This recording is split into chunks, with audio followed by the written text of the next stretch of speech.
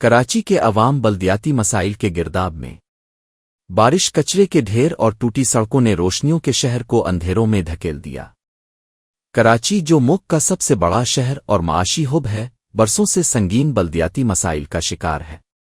حالیہ دنوں میں بارشوں کے بعد شہریوں کو شدید مشکلات کا سامنا کرنا پڑا۔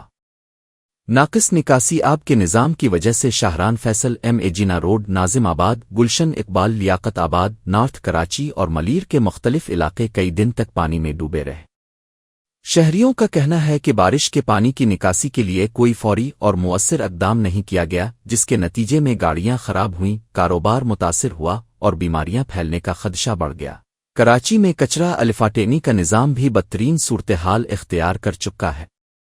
کورنگی، لاندھی، لیاری کی ماڑی، اورنگی ٹاؤن اور نیو کراچی جیسے علاقوں میں جگہ جگہ کچرے کے ڈھیر لگے نظر آتے ہیں۔ مقامی آبادی کے مطابق کئی دن تک کچرا نہیں الف جاتا، جس سے علاقے میں بدبو اور تعفن پھیلتا ہے۔ ان ڈھیروں نے مچھروں اور مکھیوں کی افزائش کو بڑھا دیا ہے، جو ڈینگی، ملیریا اور دیگر بیماریوں کا باعث بن رہے ہیں۔ کراچی کی سڑکوں کی حالت بھی کسی المیہ سے کم نہیں۔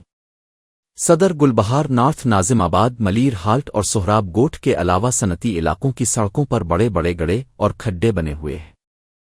ان سڑکوں پر روزانہ ہزاروں گاڑیاں چلتی ہیں، جس کی وجہ سے ٹریفک جام معمول بن چکا ہے۔ شہری کئی گھنٹے راستوں میں پھنسے رہتے ہیں، جس سے نہ صرف وقت اور ایندھن کا ضیاع ہوتا ہے بلکہ حادثات میں بھی اضافہ دیکھنے میں آ رہا ہے۔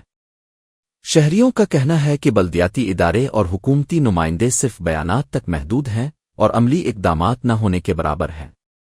عوام کا مطالبہ ہے کہ شہر میں فوری طور پر نکاسی آب کے نظام کو درست کیا جائے، کچرا الفاٹینی کے مؤثر انتظامات کیے جائیں، سڑکوں کی مرمت کی جائے اور ٹرانسپورٹ کے مسائل حل کیے جائیں۔ مبصرین کے مطابق کراچی کے مسائل وقتی نہیں بلکہ مستقل اور پائیدار حل کے متقاضی ہے۔ اگر بروقت اقدامات نہ کیے گئے تو یہ شہر، جسے کبھی روشنیوں کا شہر کہا جاتا تھا، مزید اندھیروں میں ڈوب جائے گا۔